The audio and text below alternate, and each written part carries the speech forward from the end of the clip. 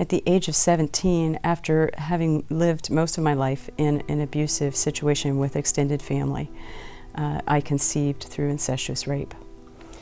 I was very confused, and I was very pressured by family members and by friends around me to abort my child. At 17, I was a farm kid. I knew how conception happened. I knew what comes from conception as a baby, and I knew that this was a baby. I had been raised in the church.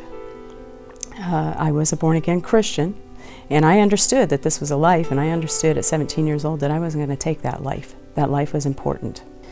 My grandmother came to me, and she told me that I was an embarrassment to my family, that my child would always be shunned by this community, and that we had no place here for her, and that I needed to have an abortion, and there was no discussion.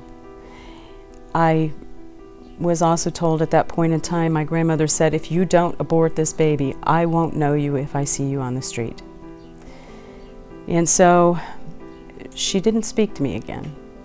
My grandmother did not speak to me again because I refused to abort my baby.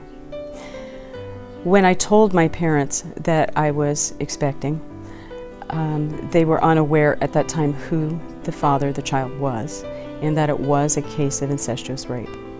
And they told me that I had 30 days to find another place to live. I was 17 years old. I had no job. I had no money. I had no resources. And so it was a very difficult decision. I went to Planned Parenthood here in the area. I went into Planned Parenthood and told them what the situation was. Planned Parenthood told me, you need to have an abortion immediately because you're almost 20 weeks pregnant. And I told them I didn't